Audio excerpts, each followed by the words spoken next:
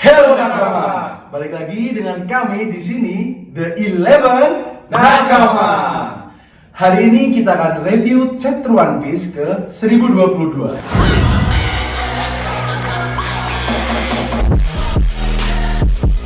don't care what you're protecting. If you're going to attack us, I won't hold back. Aku masih berharap kalau Tobiropo ini Belum kalah. belum kalah karena gimana, terlalu cepet gitu nggak sih seorang krunya Yonko loh, dengan gampang dikalahkan. Iya, kan bisa saja. Gimana ya, kan Luffy kan gimana ya, setelah time skip ini kan bisa dibilang dia ini setara dengan Yonko kan. Betul. Tapi itu Tobiropo bro, Tobiropo krunya Yonko dikalahin sama krunya Luffy satu-satu. Maksudnya one by one gitu, one by one. Dan itu tuh nggak sampai lebih dari satu chapter. Masing-masing Tobiropo tuh cuma satu chapter doang. Bayangin. Padahal dulu kayak mereka yang sekarang ngalahin Tobiropo tuh kesusahan lawan Frankie, lawan siapa? Temennya Baby Five tuh yang bisa nyelupin. Senior Pink. Terus Robin lawan sama Rebecca lawan yang bendera-bendera itu, komandannya The Flamingo. Itu kayak susah gitu, tapi kenapa ini sangat dibuat gampang gitu. Mungkin besok kalau di animenya bisa lama sih bro. Mungkin sih. Iya. Tapi ini juga sih, kalau di Wano Kun ini bisa dilihat sebenarnya memang kru-krunya Mugiwara sendiri tuh punya skill-skill baru gitu loh, yang belum ditunjukkan di Dressrosa ya Mas. Betul sih. Iya sih. Makanya mungkin itu juga suatu kelebihan gitu buat timnya Mugiwara. Kenapa Tobiropo bisa kalah, karena apa ya, jurus andalannya itu baru mulai keluar sekarang gitu. Iya. Ada kejutan-kejutan gitu. Ya jadi make sense juga sih, soalnya Arts Wano Kun itu udah lumayan lama ya, dari pembukanya, dari ya itu tadi yang SHP-nya adaptasi, Luffy di penjara, bangkit. Pokoknya story-nya sangat ini ya. Dan mungkin emang di battle ini tuh mungkin ya dipersingkat gitu battlenya teman-temannya Luffy lawan Tobiropo, biar nanti banyaknya tuh di Luffy lawan Kaido. Mungkin seperti itu. Bisa. Tapi jujur aku masih sangat kecewa kalau Tobiropo udah kalah segampang itu gitu. Iya sih, kayak kurang ditunjukin skill terbaik dari Tobiropo sih. Betul. Ya itu sih, udah Tobiropo-nya udah di kota dialogin terkalahkan gitu. Terus scene-nya berubah ke scene-nya Raizo lawan siapa tuh? Raizo lawan ketua Oniwa Bansu yaitu Fukurokuju. Gimana? Fukurokuju. Sama-sama ninja ini ya? Iya, mereka berdua tuh sebenarnya anggota Oniwa Bansu di zamannya si Oden. Kozuki Oden. Oke. Tapi saat itu kan si Oden dikudeta kan sama Orochi. Nah, di situ si Fukurokuju masih tetap setia kepada shogun yang berkuasa, yaitu si Orochi. Oke. Nah, sementara si Raizo, karena dia juga anggota Red Scabbard, dia lebih memilih untuk ikut Kozuki Oden. Lebih setia ke Oden lah ya. Betul. Nah, di sini mereka malah kayak manga sebelah ya sih. Apa itu? Yang mana? Apa itu? Pakai jurus Iya. Jadi kalau si Fukurokuju itu kayak ini, kalau di negara-negara tuh, negara di dunia nyata ini kayak tentaranya, TNI-nya gitu ya. Jadi siapapun kepala negaranya, mereka akan patuh kepala negara gitu. Iya, betul. Oke. Nah, di sini si Raizo juga memunculkan dialog tentang teman-temannya, yaitu anggota Red Scabbard lainnya. Juga ditunjukkan di situ ada Kinemon, Mugiku yang sudah terpapar itu, sama anggota Red Scabbard lainnya. Di situ dia ini ya, Raizo kayak menunjukkan kesetiaannya ke Oden gitu ya. Kenapa dia tetap setia ke Oden? Di situ ada alasannya ya. Sampai mereka udah berjuang, udah ada yang keputus tangannya, terus sampai ini ada yang mati apa enggak tuh, yang ketusuk sama Kanjuro tuh. Oh, si Asura Doji. Asura Doji. Besar sekali. Ya, pokoknya mereka udah berjuang untuk masih setia ke Oden, tapi si Raizo-nya bertanya, kenapa kamu malah pihak yang Orochi, pihak yang sebenarnya salah gitu ya. Terus scene-nya beda lagi nih. Habis ini scene berubah ke Hawkins lawan Killer. Hawkins lawan Killer yang udah berchapter-chapter nggak ditunjukin, akhirnya ditunjukin lagi. Dan ini udah apa, kalau dilihat dari battle-nya, dari luka-lukanya ini udah lumayan lama juga. Maksudnya mereka udah mulai fase-fase akhir bertarung gitu lah. Iya. Udah Hawkinsnya udah apa, santet-santetnya udah banyak yang mati. Dan ternyata tinggal berapa? Tinggal 1 apa tinggal 2 gitu. Pokoknya Masih ada lah. nyawa terakhirnya Hawkins itu adalah kaptennya si Killer. Kid sendiri gitu. Kapten Kid. Dimana di sini kalau si Killer mau bunuh Hawkins, itu nanti malah kaptennya sendiri yang ikut terbunuh. Iya. Itu jadi dilema buat Killer. Apakah dia mau ngalahin si Hawkins tapi harus mengorbankan kaptennya sendiri. Sedangkan kapten ini ditunjukin kalau lagi lawan Big Mom sama Lau. Dan tiba-tiba tertebas ya di sini. Tiba-tiba tertebas. Nah, kalau aku jadi Killer nih, aku bakal fokus nyerang tangannya Hawkins. Kenapa tuh? Karena Kid nggak punya tangan. Iya kan? Tangan kirinya Kid kan besi semua. Iya. Oh iya benar. Dipotong sama Sainz. Jadi kalau aku jadi Killer nih, Killer kalau kamu denger, aku saran kamu potong tangan kirinya Hawkins. Iya kok, boleh. Itu mungkin salah satu strategi nanti nggak tahu gimana gitu. Lalu scene-nya berubah lagi ke scene yang cukup bisa dibilang apa ya, fenomenal di mana King sama Queen jadi satu chapter dan semuanya isinya lautan api. Iya. Nah itu cocok dengan julukannya King ya. Julukannya King yaitu kebakaran besar apa ya? Iya, kebakaran besar. Kebakaran besar gitu. Aku lupa bahasa Inggrisnya apa. Pokoknya King, Queen, Jack ini kan punya julukan masing-masing. Tiga bencana. Iya, 3 bencana. Emang julukannya 3 bencana. Si Jack ini adalah The Drought, kekeringan, yang mana udah bikin kekeringan di zoo, udah bikin kehancuran lah di zoo. Terus Queen si wabah, udah bikin wabah juga. Iya benar-benar yang sampai si chopper itu Nah, kewalahan itu. Betul. Sekarang gilirannya King nunjukin julukannya yaitu kebakaran besar. Jadi dia bakar intinya gitu. Di panel ini mereka kayak serem banget. Serem banget gila, serem banget. Sampai dilihatin juga Marco yang udah berchapter-chapter ngelawan King sama Queen sendiri. Akhirnya kehabisan tenaga, stamina. Nggak tahu itu, pertama aku lihat itu kayak wah gila nih Marco mati nggak ya, gimana gitu. Dia terduduk lah pokoknya di sini. Kayak terkapar gitu. Nah terus udah nih cuma sampai situ aja. Terus si King ini nyari Zoro. Di mana Zoro? Tapi anak-anak buahnya Kaido yang udah berkhianat gara-gara Ki Bidangonya memprotek Zoro karena Zoro lagi recovery-nya dari berban di situ, masih berban, recovery-nya obatnya belum bekerja secara maksimal, masih belum full lah. Betul, tapi scene-nya habis itu dipotong, pindah ke scene-nya Perospero. Ya. Nah, di situ Perospero lagi Mendidik Sanji. Yang hacker pakai arrow-nya itu nggak sih? Arrow itu gila. Arrow-nya. Tapi ternyata di sini ada ini Nekomamushi. Iya. Nekomamushi langsung menggagalkan ya, langsung lompat ke arah si Perospero. Itu dia ingin membalaskan dendam Pedro. Betul. Ingat Pedro nggak kan? Ingat yang dia bunuh diri demi biar Luffy lolos.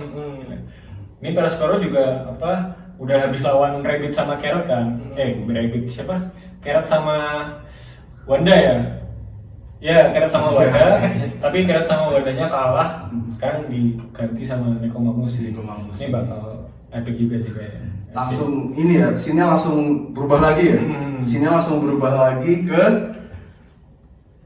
ke King di situ. Dimana pasukannya King dan Queen itu masih mengejar Zoro dan hampir dapat di situ. Sampai Sanji bilang apa itu? Kamu tuh selalu menyusahkan beban. Sampai bener-bener Kingnya itu udah berdiri di depannya Zoro ya. Sudah kedapetan, Kingnya berdiri di depan Zoro, sudah siap mengeluarkan apinya di situ.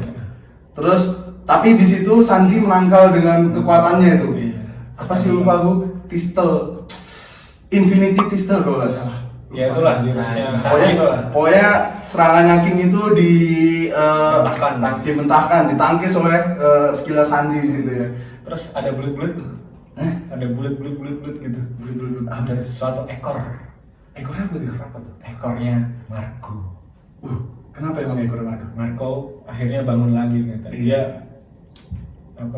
Dia bangun untuk menyelamatkan Zoro di ini sepertinya bakal jadi move-nya Marco terakhir ya.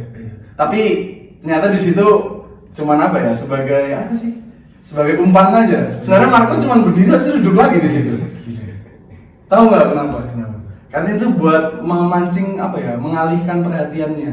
Karena tiba-tiba di situ Zoro terbangun. Gila. Tiba-tiba Zoro keluar dari perbannya dan apa yang dilakukan Zoro setelah keluar dari perbannya? Nggak langsung berdiri, langsung jurus di situ. Sampai-sampai di situ Chopper terkaget-kaget kan. Dan kerennya lagi di sini adalah Sanji itu langsung mengeluarkan jurusnya juga di situ. Di situ ada 4 orang yang langsung mengeluarkan jurusnya. Siapa dia? Ada Sanji mengeluarkan Diable Jumble di situ, ada Zoro dengan 3 sword style-nya. Onigirinya. Iya. 3 sword style-nya ada, lalu ada si siapa? Si Queen mengeluarkan kekuatannya Muton.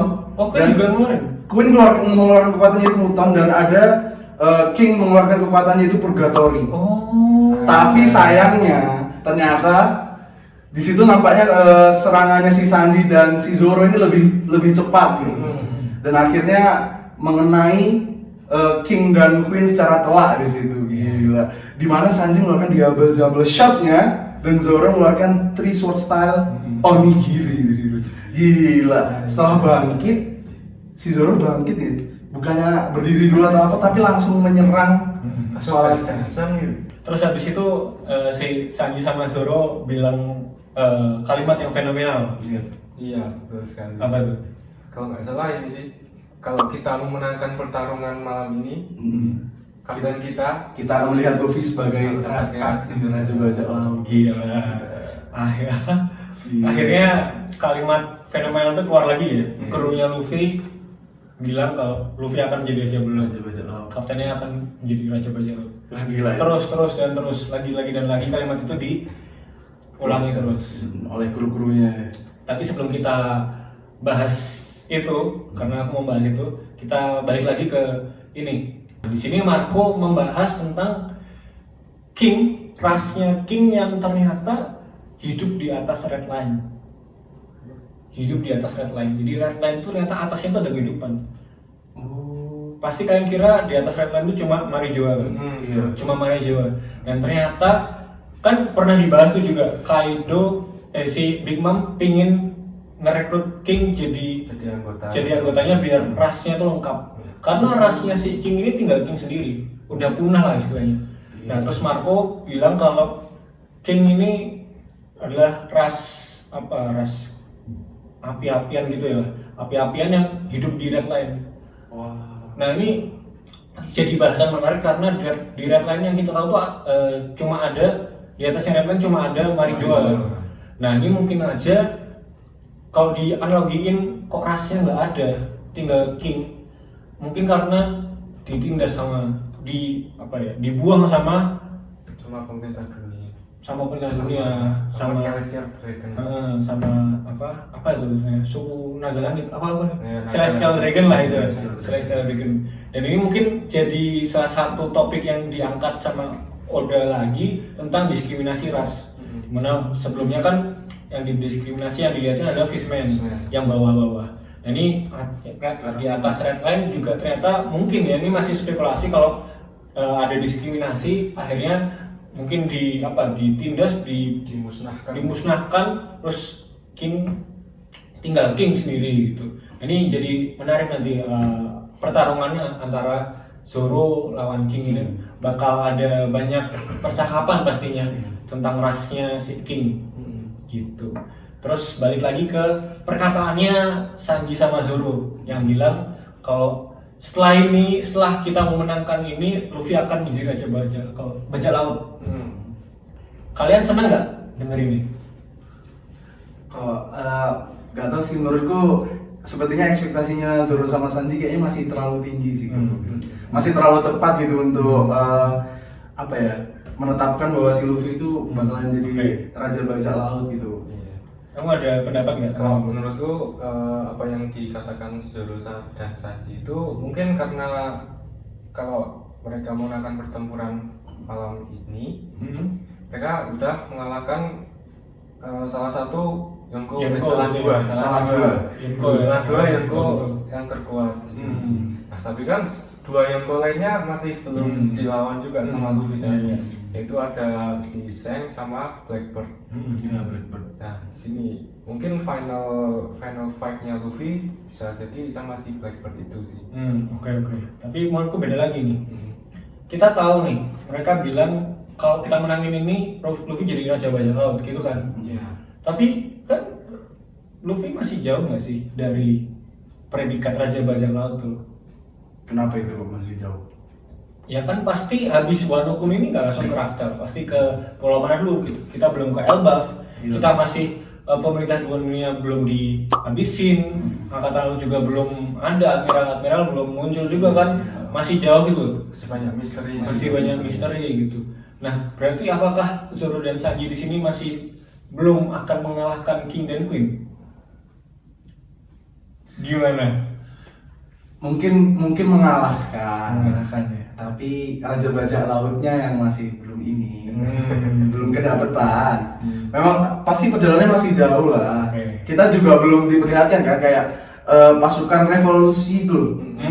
Itu masih kayak masih abu-abu juga belum. Shanks juga belum, kekuatan juga belum. Tits juga belum. Iya. Ya kan, jadi perjalanan itu sebenarnya masih jauh. Kita tuh masih sampai di arc Wano Kuni. Tapi mereka menurutku masih terlalu pede buat menyatakan kalimat itu kalau mereka bisa menangin ini. Mereka ceritanya mereka kayak jadi terkuat gitu kan. Mereka terkuat, Luffy benar jadi bajak laut gitu. Tapi ya nggak apa-apa, memang semua kru Mugiwara kan memang ini ya, rasa terkuat, optimistik sekali kan mereka. Penting pede. Iya, penting tuh pede. Ya itu sih. Jadi di chapter ini adalah yang menarik, yang epic banget tuh itu ya, Zoro Sanji melawan King dan Queen. Seperti prediksi kita di video sebelumnya, kalau di chapter ini adalah chapternya Zoro Sanji bounce back lah ya, Zoro bounce back lawan King sama Queen. Akhirnya ada yang bener lagi itu. Akhirnya ada yang bener lagi nih. Nah, bicara bener lagi enggak? Gimana? Chapter depan dulu deh. Akan ada kejutan apa lagi dari Oda? Menurut kalian gimana? Mungkin kalau aku ini sih chapter depan Luffy bakalan naik Momo bakal jadi gede kayak yang di chapter sebelumnya. Dan bisa. Soalnya di chapter sekarang udah dilihatin loh, Luffy udah kenyang iya. perutnya udah bulat gitu. Udah punya sekilas saja ya. Udah siap tempur gitu. Ya kalau menurutku juga hampir mirip. Mungkin scene-nya bakalan ditambah ini sih. Kekuatannya si Shinobu mungkin yang lebih Shinobu lebih terkuat lah ya kekuatannya gimana. Sama mungkin scene-nya si Zoro sama Sanji lawan King dan Queen lagi lah. Aku nggak yakin sih bakalan langsung kalah gara-gara satu jurus gitu ya. Pasti ada pertarungan kecil lagi lah. Karena bahasannya kan mungkin masih banyak kan melawan King dan Queen. Aku jadi kepikiran nih.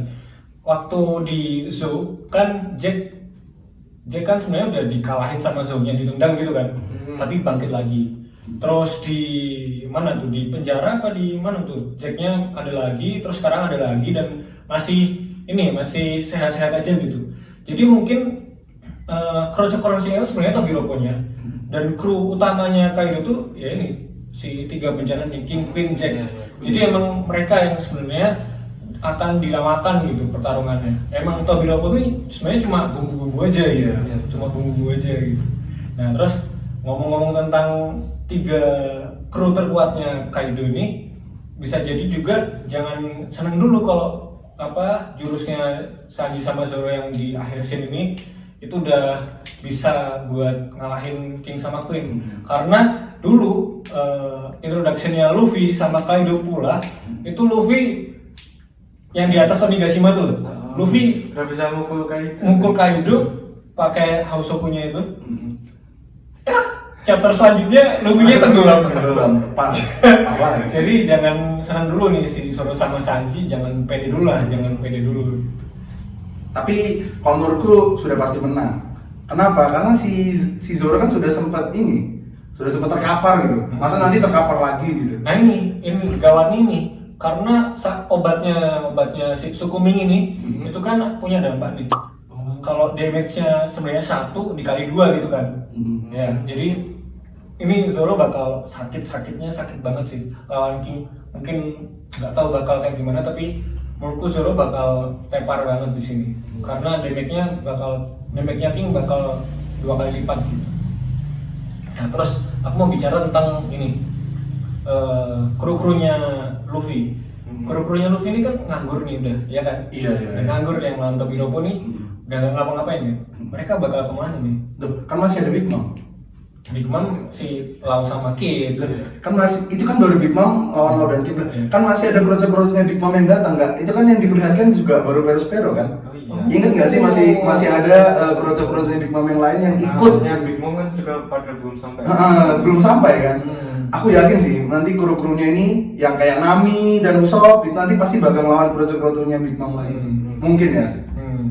Kalau menurutku nih, mereka bakal ikutan naik sih sama Luffy. Naiknya pakai apa? Momo. berarti nanti naganya mau bakalan jadi besar banget. Karena kan mereka udah pada di Onigashima, jadi nggak usah ikut naik. Mau nggak sih? Belum. Kan harus ke atas. Tengkoraknya kan yang Kan cuma dia di atas cuma tengkoraknya doang. Dia kan pada di lantai bawah kan rata-rata. Dan mungkin ini Kaido nih bakal jadi apa ya, the best enemy di One Piece. Karena menurutku bakal susah banget. Dan mungkin aja yang kamu bilang krunya Big Mom bakal muncul itu tugasnya bukan untuk melawan krunya Luffy. Tugasnya untuk melawan Kaido. Kok bisa? Big Mom bakal melawan Kaido, bakal bantuin melawan Kaido. Waduh, teori apa ini? Kenapa bisa seperti itu? Tapi bisa sih, karena kita bisa lihat ya kayak kemarin sama Otama aja baik ya. Sempet baik ya. Iya. Sampai ulti aja dilawan sama. Iya, ulti aja dilawan sih sebenarnya. Kaido sama Big Mom ini kalau dari wataknya tuh dua-duanya keras kepala gitu. Pengen menang sendiri. Nggak akan dari mereka berdua nih pengen bisa berdua. Walaupun emang kita ditunjukin kalau mereka aliansi, terus mereka pengen mereka kan bilang kan setelah mereka mengalahkan dunia, terus baru mereka lawan-lawanan gitu. Tapi menurutku di sini nggak tahu sih, ini cuma prediksi aja kalau Big Mom nih bakal nggak tahu nanti bakal gimana, tapi bakal ngelawan Kaido. Tapi di chapter ini juga anaknya Big Mom yaitu Perospero juga bilang sih kalau mereka terpaksa aliansi karena Sanji nggak jadi nikahin Pudin. Itu dia. Coba aja kalau Sanji nikahin Pudin, nah mereka nggak bakalan sampai situ aliansi di situ. Nah itu dia. Jadi itu mungkin salah satu pemicu api pemberontakan. Iya, soalnya sebelum Wano Kuni sendiri tuh Oda juga bilang Kaido tuh akan dikalahkan dari luar dan dalam. Dari luar dan dalam. Dari dalamnya itu adalah saat udah ditunjukin nih, dari dalam tuh yang nyamar Yamato juga, terus yang nyamar Red Scarlet yang nyamar jadi bosnya tuh, bos Yakuza. Kedua, terus yang 3 tuh Kibidangonya yang dari itu kan serangan dari dalam tuh. Berkhianat, anak gua berkhianat. Terus dari luarnya, nah ini salah satunya dari Samurai, dari Ming, Sukuming, dari Luffy, dan mungkin satunya ini dari pasukannya Big Mom. Gitu, gila.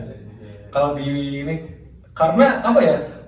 Si Oda ini juga bilang kalau battle-nya Wano Kuni ini bakal membuat battle-nya Marineford ini jadi kecil banget, jadi kayak remeh-temeh gitu lah. Oda bilang gitu, Oda bener-bener statement itu. Dan sampai sekarang kan belum kelihatan kehebatan pertarungannya di Wano Kuni melebihi Marineford kan? Ya, padahal Marineford fight-nya. Iya, kita kan masih ini kan, masih bilang masih di pikiran kita Marineford ini masih wah banget kan. Nah, ini di Arch Wano Kuni ini belum kayak apa ya, battle wah ya gitu kan belum terlihat banget kan. Nah bisa jadi kru-krunya si Big Mom itu yang bikin, mungkin entah aliansinya Luffy, entah krunya Big Mom yang bakal bantuin nge-hypein battle-nya, final battle-nya Wano Kuni. Iya. Wah, pembahasan terakhir nih ini ya. Liar banget ya. Liar banget Liar dan banget. sangat apa ya? Sangat asik nampaknya untuk diulik gitu. Diulik kembali, mungkin out of the box juga gitu. Dan out of context. Di sini kita Nge-review chapter 1022 ya. Gak apa, karena gimana ya, kalau sekali bahas salah satu segmen di One Piece tuh kemana-mana Ya, gitu. bisa nyambung lah ya, bisa nyambung kemana-mana. Karena ini nyambung terus gitu. Iya, Itulah masterpiece-nya Oda. Gila. Oke, mungkin segitu dulu nakama semuanya buat review chapter One Piece ke 1022 untuk kali ini ya. Karena udah panjang banget, jadi jangan lupa untuk like, comment, and subscribe the 11 nakama. Dan sampai jumpa untuk minggu depan. See ya!